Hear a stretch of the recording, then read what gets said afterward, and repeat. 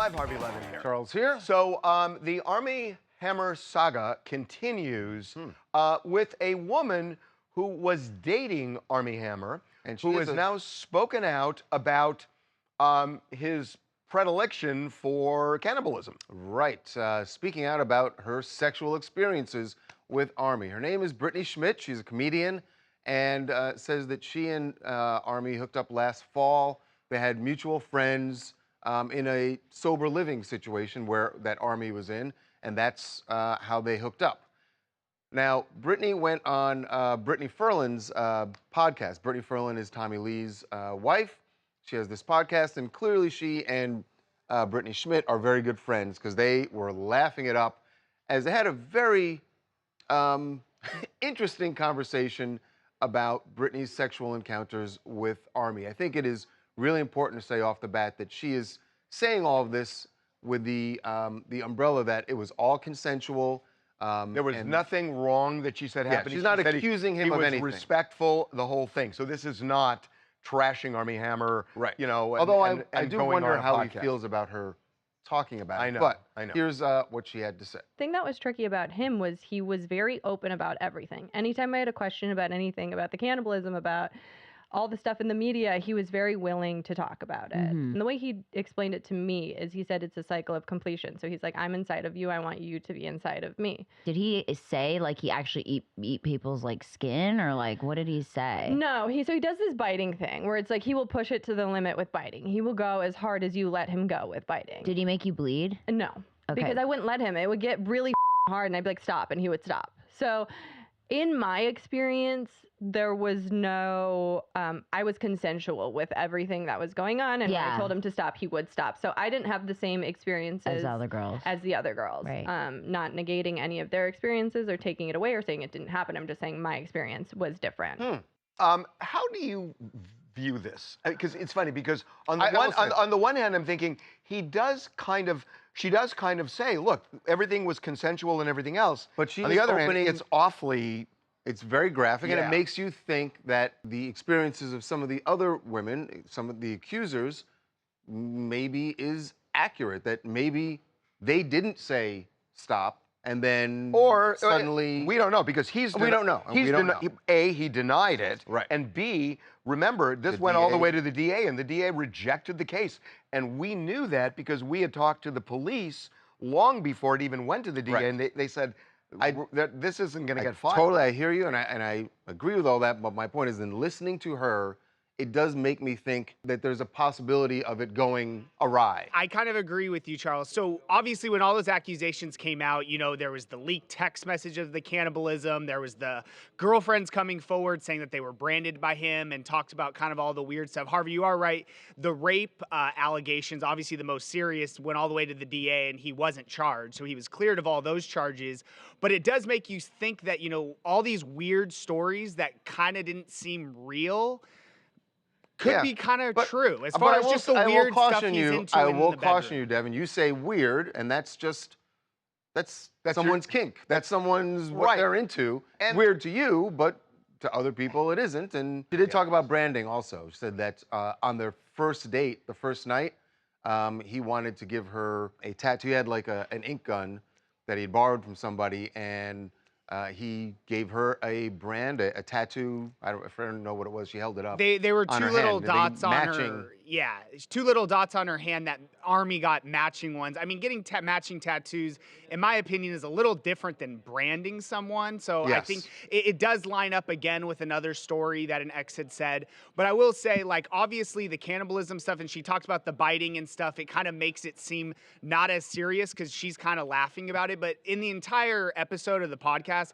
she definitely doesn't think Armie's a good guy. And again, this could just be a scorned situation where a woman, you know, he ghosted her at the end and is upset about how it ended, but she definitely doesn't think he's a good guy. Yeah, not a good guy, but not accusing him of doing anything untoward. Right. She says she was into whatever they were doing. Hi, my name is Carrie. I'm from New Jersey. I did find it surprising about how open and casual Hammer apparently was in discussing his various kinks with Schmidt and how receptive she was toward it, especially with the branding. It's not my cup of tea, but you do you, girl.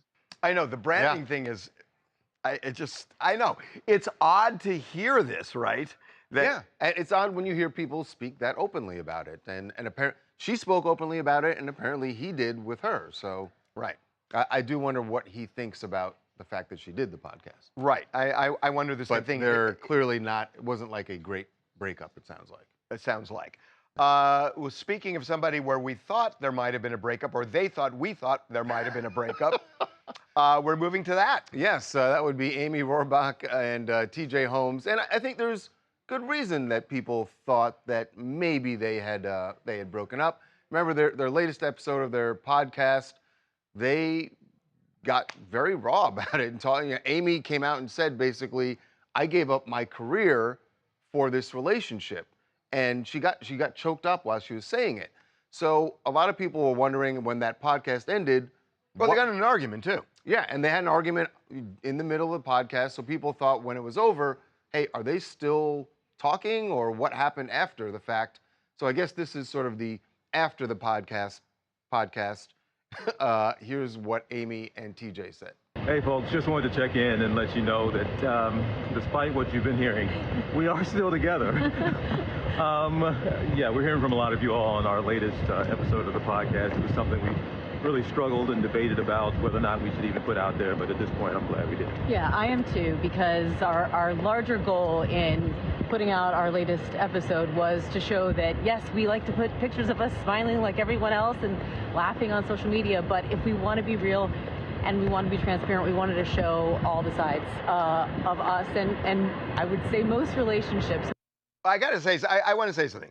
When TJ Holmes starts by saying, despite what you're hearing, normally when you hear those words, it's what other people are saying about them.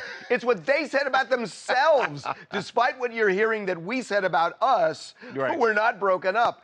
And it leads me to believe, and I think it's kind of smart in terms of just business, that they've orchestrated this thing, that they wanted this out there with this kind of drama to gin up interest to the podcast. Absolutely. But there's also a lot of people online just in general not buying this whole like, oh, we're still together despite what you're reading and what you're hearing.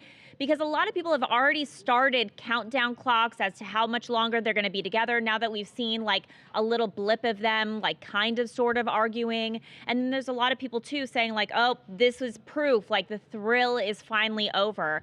Which, by the way, remember, their exes are still going strong. Like after all of this, their exes linked up and are now dating. However, they would not talk about them on the podcast, which I think is what people really wanted to hear about, right? Not so much their relationship. People want to hear that, but it makes sense that they're not going to talk about it. I'm not sure what they want to hear, what people listening want to hear, but I think they have engineered this thing. They want to say, a little bit of a if it's all kumbaya, it ain't gonna go anywhere. So we gotta mix it up a little bit with trouble. You need some drama. But I love, despite what you're hearing.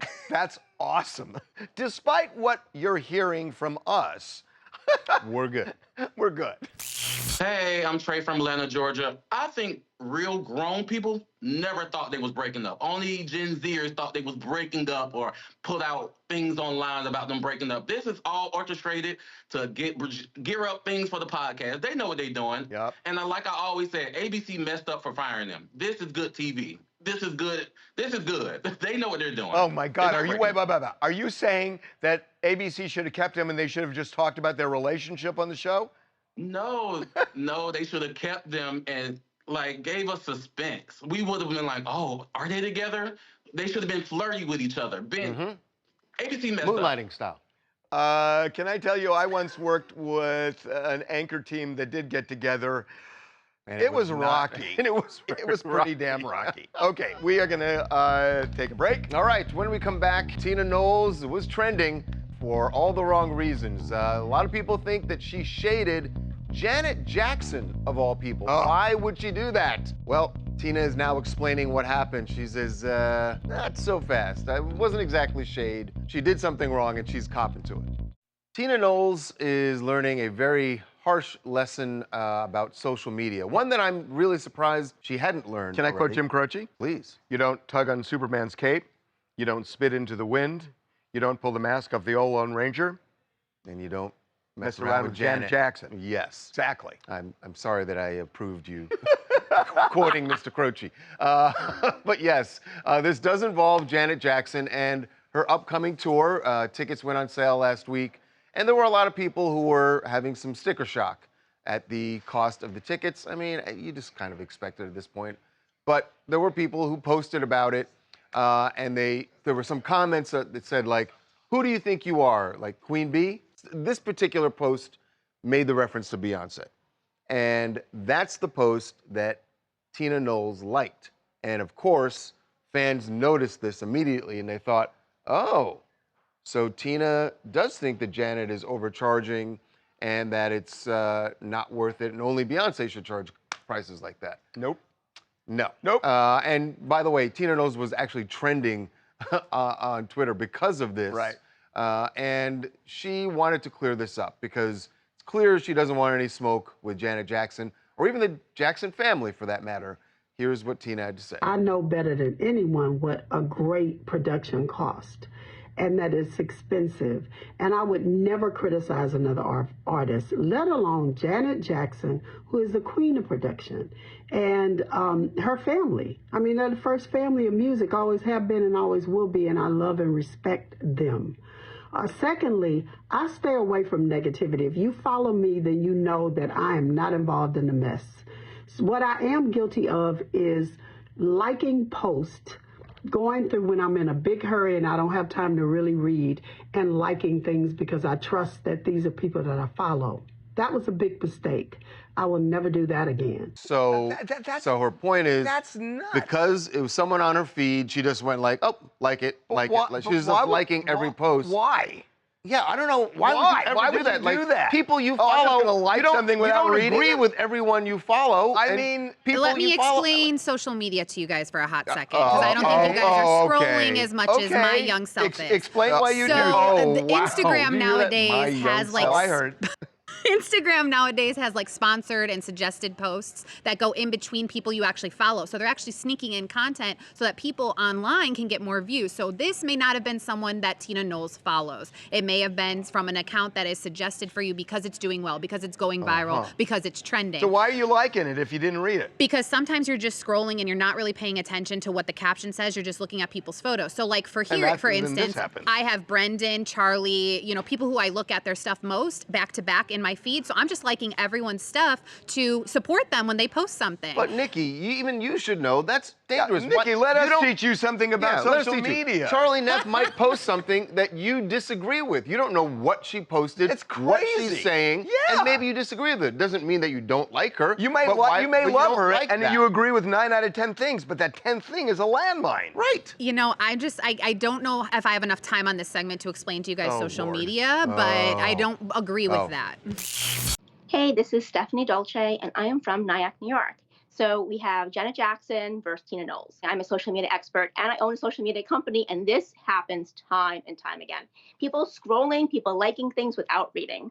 So she read a post that criticized her prices in her upcoming tour, which I'm excited about. And she got a little in a pickle. Yeah, she got in a pickle for sure. Boys and girls. Hey, real quick, have you ever done Ancestry.com? No, I have not. My cousin has, but I haven't. Should. Your name is Dolce. Could you be related? Well, we have tried to look if I'm related to Dolce. Yeah. I really feel that I am. You should check it out. Well, what do you think she's gonna walk into a store and say, "Give me I can get everything for free because I'm related"? That's what I would do. I mean, check it out. Okay, you're welcome. We're gonna move on. Your advice for Nikki was way better than your advice for her. We're moving on. Yes, to Taylor Swift and her boyfriend Travis Kelce, and what was going on during the game. You may have seen after he scored a touchdown, he did the little heart thing, and everyone thought that was for Taylor. Turns out it wasn't. And also, what did Taylor think about his brother Jason's antics? We showed you, you saw all the videos of Jason shirtless in the luxury suite. He actually upstaged Taylor. He completely upstaged her. So what did Taylor think about it? We heard straight from Travis today. Here's his review of his shirtless brother and his day. By the way, first time he met Taylor. Right, the first time I we didn't met. know that. Yeah. So, good first impression. I'm not gonna lie, I gave Kylie a heads up. The moment we got into the suite, I said, I'm taking my shirt off and I'm jumping out of that suite. And she said, Jason, don't you dare. And I was like, hey, see, I'm thinking, letting you know I'm thinking it's like that. I'm not asking for permission. I'm doing this. And she was already telling me to be on my best behavior because we were meeting Taylor. So she's like, do not be on your best behavior. I was like, Kylie, when I met you, the first day I met you, I was blacked out drunk and fell asleep at the bar. This is part of the charm. This is part of the Jason Kelce charm. Oh, man. Well, Tay says she absolutely loved you. So Tay says. Tay? Yeah, well, that's what he calls her. Yeah, no, I know he calls her Just when you that. thought you couldn't be any more sick at this stuff that's going on. Tay. Tay says she absolutely loved you. I want to rip my eyes out. Okay, anyway. Babcock launch. I like Jason. I like the whole thing of, look, I'm just going to be me. I appreciate that. And how could you not like Jason Kelce? I really feel like he is one of the most likable celebrities going right now. I mean, you cannot dislike this guy. He's just such a likable guy. But you also understand his wife's sort of hesitation that maybe he should pull it back a little bit because she's probably mortified. She's trying to make a good impression on Taylor also. Can I just and say, thinks that this is reflecting on her. This guy was going to be huge post-football anyway. This just upped his price because he is a personality. He is going to make a fortune. This whole podcast is engineered now for the two of them post-football. Taylor Swift is helping them with that. They're leaning into it, and I'm assuming Taylor Swift totally approves this message. Yeah, right? 100%. Right? 100%. I think Edward was saying earlier there was like 200,000 people that were just watching their podcast live. That's I mean, nuts. that's crazy. That's nuts. They were popular before because they were great football players, but they're so much bigger now. They're global. They're international celebrities now. And I think Jason could possibly make more money retiring than actually playing football next year. I think you're right. I think you're right. Hi, my name is Darian Slater from Arlington, Virginia. And with the whole situation, I am disgusted and sick to my stomach. We need Lamar Jackson to put an end to all of this, at least for one offseason. I've had enough. I wish I was blind every time they mentioned Taylor Swift, Jason Kelce, or Brittany Mahomes. I have had enough of it. Lamar Jackson, you need to put an end to this right away this weekend. I've had enough. Well, Lamar Jackson now has to. Let me just say. You want to upset him one more time? Well, I'm sorry for telling you, but if the Chiefs end up in the Super Bowl, can you imagine what that's going to look like with Taylor and Brittany and everybody else? I mean, that's why he wants Lamar Jackson to put an end to it. I get it. I don't want to upset you a little bit more, but last night Taylor Swift was out with Brittany Mahomes. Who flew with him on the private jet. On the private jet. They went to New York City and they went to Nobu and the whole thing. So sorry, I know you didn't want to hear about. Now they've even jacked the Beatles. It's like when they're walking Cara across the Delevingne street. is with them as well, and yeah. Which one's Paul? Okay, we're taking a break. All right, when we come back, the uproar over Barbie's perceived snub at the Oscars. I say perceived because some experts say this is not about the patriarchy. It's about the competition, and it's about the fact that, guess what? Margot Robbie and Greta Gerwig may still be big winners on Oscar night. We're gonna be joined by Clayton Davis, the Oscars expert at Variety. He's gonna break it down for us when we come back. Well, the absolute anger and disgust at the Motion Picture Academy was amped up today by none other than Hillary Clinton. We're talking about everyone is so upset about what they perceive as. This is about democracy, right? In a way, yes. It's democracy adjacent. We're talking about the snub of, the perceived snub of the women of Barbie. That would be the executive producer and star Margot Robbie and director and writer Greta Gerwig, who were not nominated for Best Director or Best Actress. So, Hillary tweeted this morning, said, Greta and Margot, while it can sting to win the box office but not take home the gold, your millions of fans love you. You're both so much more than Knuff, which is a reference to the movie. I don't get the hashtag Hillary Barbie. Oh, I guess she's making herself into a Barbie. Fan. She's a fan. Right. So look, here's the thing. There are people now saying that the reason Margot Robbie and Greta did not get nominated has to do with the patriarchy, which is a whole theme Which is about the theme Barbie. of the movie. So we want to get into this with somebody who knows their stuff. Yes, definitely. Who's covers all of these topics for Variety. Clayton Davis. You've probably seen him on some of the Oscar pre-shows, and he is joining us right now. Clayton, welcome to TMZ Live. Hey, Clayton. I'm so glad to be with you both on this very dark day. Yes. Where's my black ribbon? So look, we just want to hear from you on this. I mean, Barbie was nominated for Best Picture. So we know. And Greta was nominated. And America Ferrera got nominated. So another woman was nominated in the movie.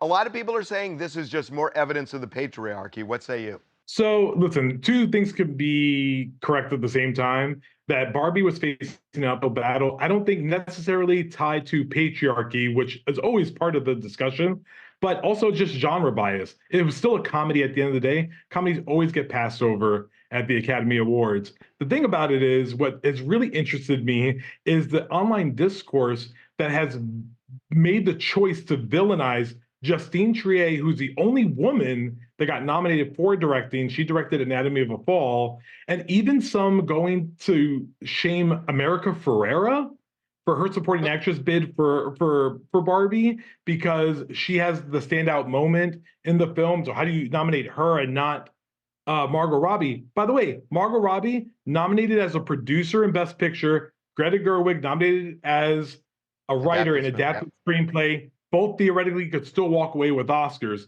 So I find the argument that it's tied to box office to be false. It's a deeper issue that exists within Hollywood. So I guess, would we be even having this conversation if Ryan Gosling was not nominated? Because I think that's what really stood out to people, that, wow, they nominated the guy who played Ken, but they don't nominate the woman who played Barbie, which that seemed to play right into the plot of the movie.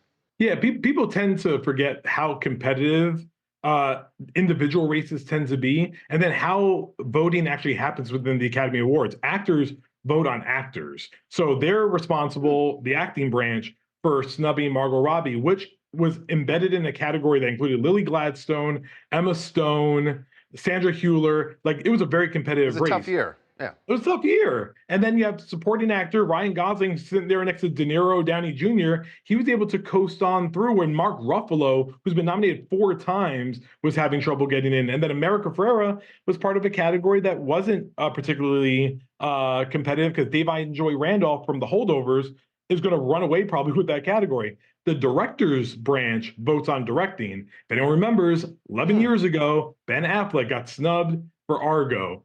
Bradley Cooper got snubbed for A Star Is Born. That branch always tends to make actors turn directors wait a little bit before embracing, but I don't know how much of it is warranted in the way that it's really so let me ask you a thing, guys. I've wondered about this. I'm just going to be really honest.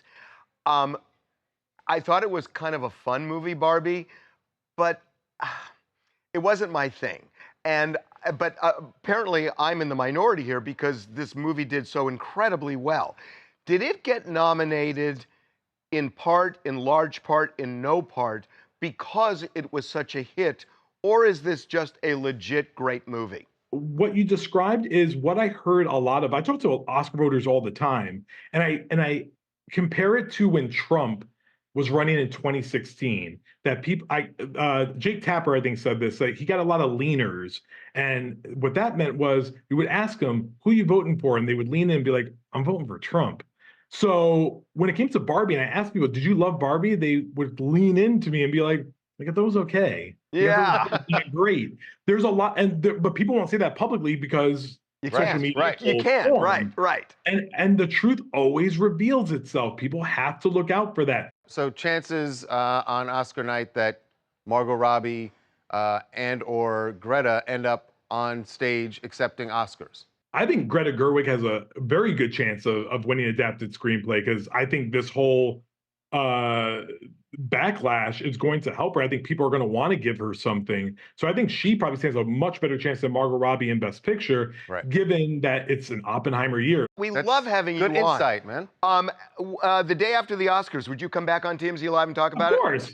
Were you guys? Love it. Absolutely. Excellent. This was great. Thank you. Looking forward to it, man. Oh, thanks for having me, guys. Appreciate it. Clayton. Okay, we're taking a break. All right, when we come back, Prince Harry and Meghan Markle at a movie premiere. Not a big deal. Normally, they are in show business, but this one, they flew, I don't know, 5 to 7 hours to Jamaica to the premiere of a movie they have nothing to do with. Why were they at the One Love premiere hanging with the Prime Minister of Jamaica? This may be a case of two birds with one stone. Welcome back to TMZ Live. A proud moment last night for the island of Jamaica, my home country,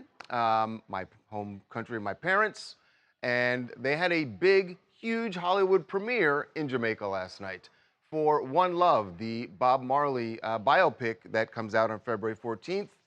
And we knew the premiere was going to be there. Obviously, the stars of the film were there. But there were some other dignitaries that we did not expect to be there. In film. Exactly. But they are in film, you're right. Prince Harry and Meghan Markle. Now, right? This is not like, we've seen them at Hollywood events where they just drive down the coast from Montecito to But they flew Hollywood. to Jamaica. They flew all the way to Kingston for this, and everyone was wondering why. They obviously, like you said, they're in show business, but they have no connection to this movie. Right.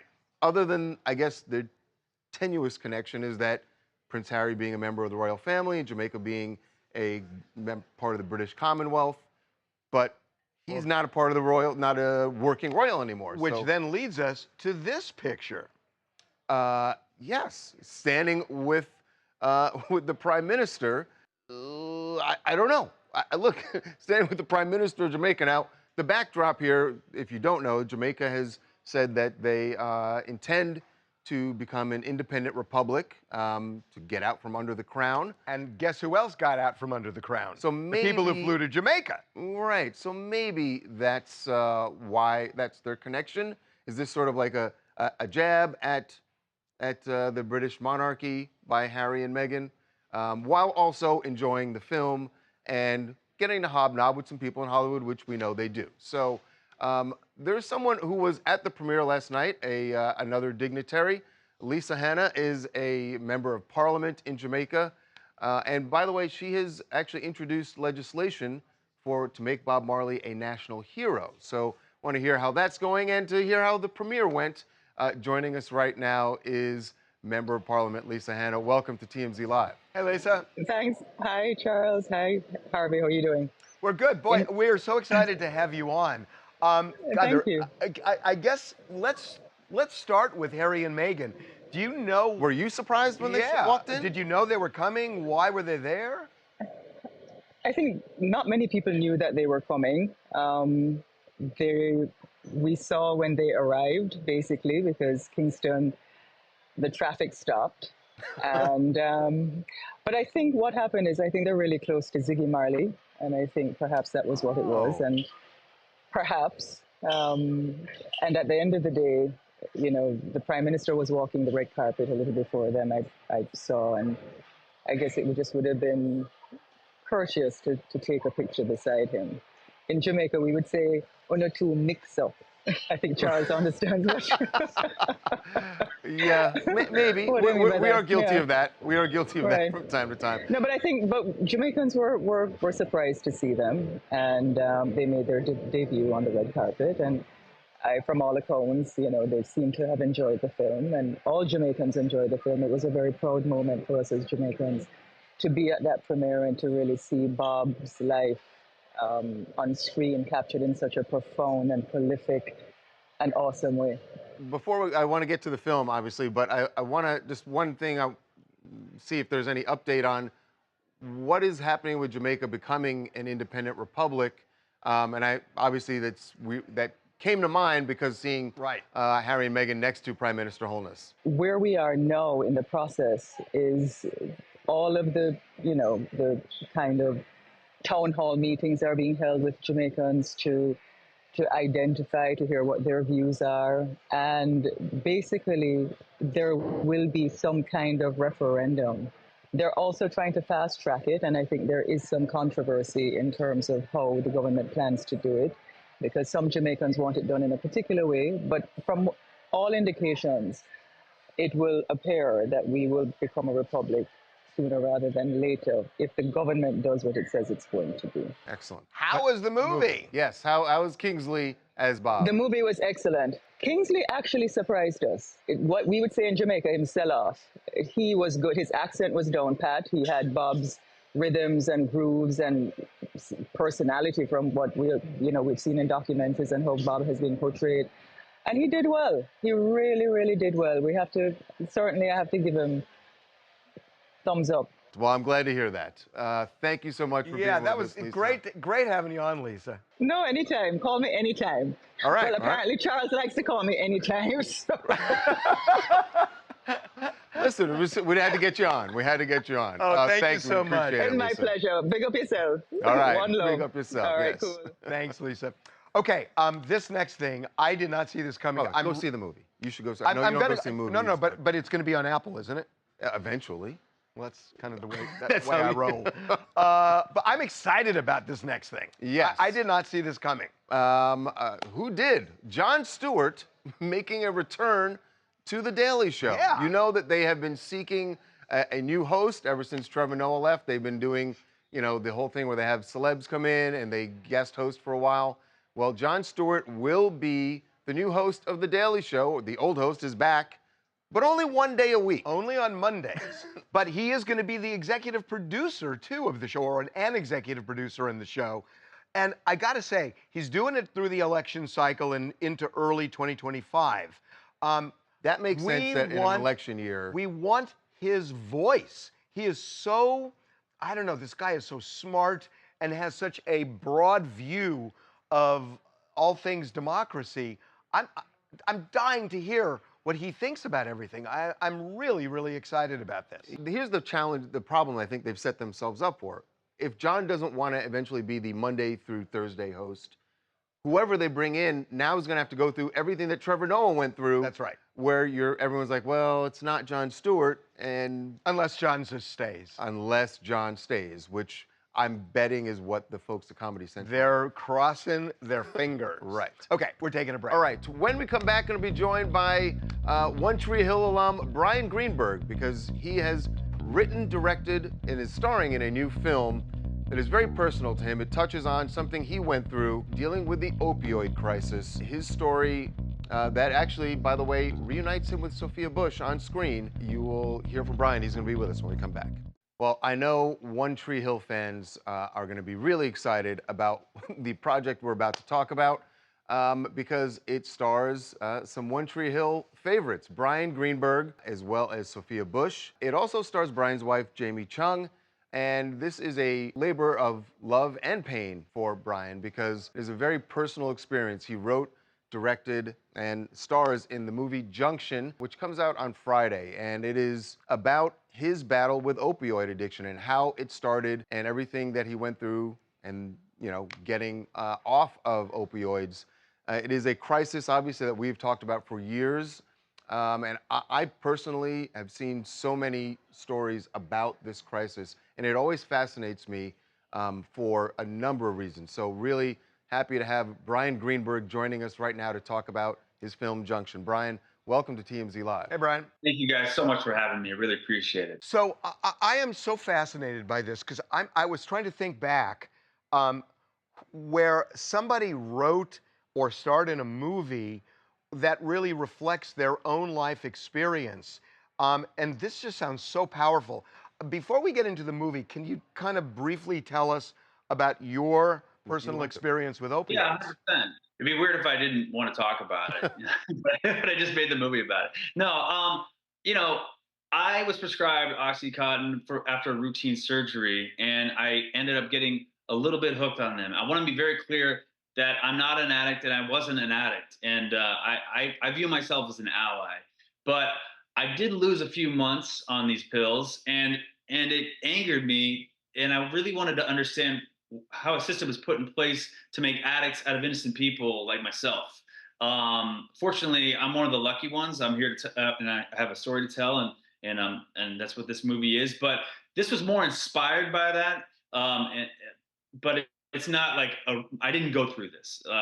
Like some of my friends, I've lost friends, and I know people, so many people who have not made it, unfortunately. But I wanted to tell the story because it's such a vast array of characters, and so many people had to compromise their morals for this epidemic to be where we're at, and now we're in the fentanyl crisis. But this takes place in 2017, like right when the government was really clamping down on all these pill mills and these drug companies. You know, there is efficacy to opioids, you know, when prescribed properly and limited properly, and it's clearly gone awry. So in the movie, this is why I love talking to you so much, that you've now figured out a way of telling a story. What's the end game of the story? What's the message that kind of cuts through all of it? Is it that opioids should not be prescribed? Is it that drug companies need to be monitored? I'm really interested to know. So there's a lot of morals to the story. You know, as a filmmaker, what I really wanted to do was have these conversations because, you know, the crisis can feel overwhelming and almost too big to talk about because it's affected millions and millions and millions of people. And so it's like, how do we even start? I think you start by talking about it, by telling these kind of stories. But my goal as a filmmaker is to really show empathy and humanity towards addiction and stop looking at it like a crime. Like people who are addicts aren't criminals. It's a crime what happened to them. And so I really want to start by decriminalizing addiction and destigmatizing addiction. This film is also partially funded by the Sangard Foundation, which is a foundation dedicated to fighting the opioid epidemic and, you know, raising awareness, making Narcan more available. Right now, there's drug treatments. You know, there's like a telehealth bill that's on Congress's desk right now to help prescribe telehealth to make it easier so you don't have to go in and see a doctor. You can do it over FaceTime to get medication like Suboxone to get off of these drugs. It's just everything needs to be like de-escalated and we need to really start helping these people. Yeah.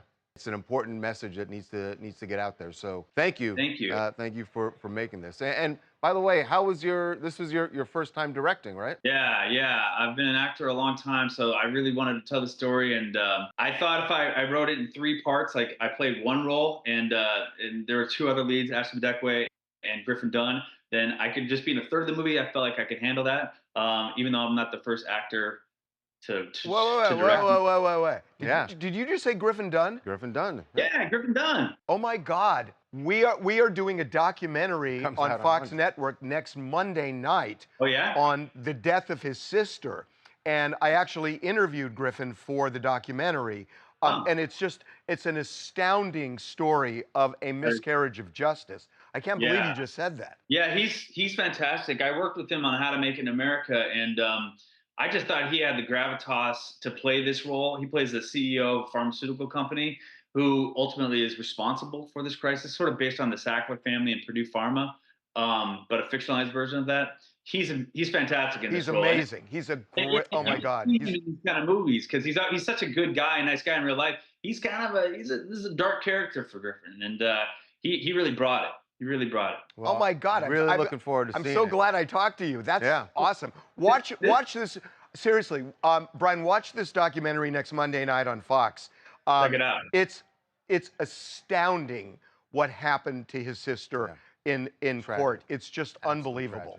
And your movie coming out on Friday will be in limited release in theaters, and then will be available on Apple TV Plus on demand. So really, I'm looking forward to seeing this, and I really appreciate it, Brian. Me too. Thank you so much. Thanks, guys. Thank you so much. I really appreciate talking with you. Thanks, Brian. We're taking a break. All right, when we come back, Kanye out with his wife Bianca, and this time he wants the paparazzi to follow him into a studio. What is waiting for them when they get inside? Well, T and Bianca had a surprise for them. Kanye West has had a very interesting week with the paparazzi.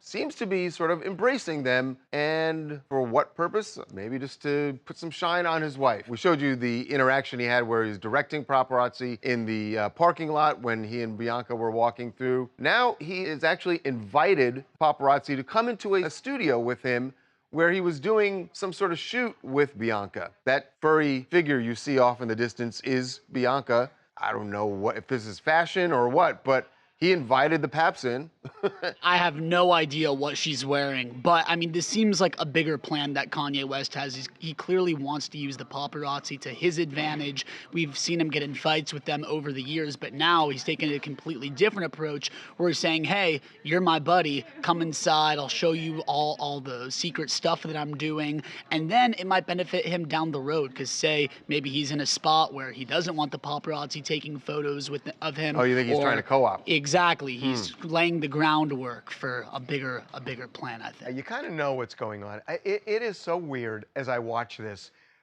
We got we're doing these documentaries TMZ every Monday night on Fox Network at 9 p.m. And a week from Monday, we're doing one on Kanye. And it's called Unhinged but Unstoppable. And I got to tell you, when you look at all the anti-Semitic stuff this guy said, over years, the idea, I mean, the president of Harvard gets canceled for one comment that's obtuse, and he is loving Hitler and doesn't. It is just, I've never seen anything like it. I have just not seen anything like it in this climate, that Kanye West is just a different, just different in kind, and can do this stuff and all the other stuff. Right. It's just bizarre to me. And that's part of the reason why I say, like, if he invites you into the studio, I'm not going. Yeah, well, I'm not going. Okay. Good response. We are going to take a break. All right. When we come back, Tom Holland is jonesing for Zendaya. A lot of people thought they broke up, but he is making the point that this is my girlfriend. You're going to see his reaction to her Paris Fashion Week debut. Well, Zendaya had a big week at Paris Fashion Week, and Tom Holland wasn't there with her, but he wanted to sort of gush about the woman who he says is still his girlfriend, even though there were all these rumors about them breaking up after she unfollowed him and everybody else. But he posted a bunch of photos of her at Paris Fashion Week, put the heart emojis at the bottom of one. He also reposted a photographer who posted some video. And interestingly, the lyrics is from the Gym Class Heroes song, Take a Look at My Girlfriend. She's the only one I got. We still haven't heard from her, but look, and Tom told us on camera, he said, all those rumors, Not ridiculous, true. we are together. So there you have it. Maybe he's running her social media now through his social media. Well, he should probably follow himself as his first order of business. It's very complicated. Nikki says we don't understand it, so we'll see you tomorrow.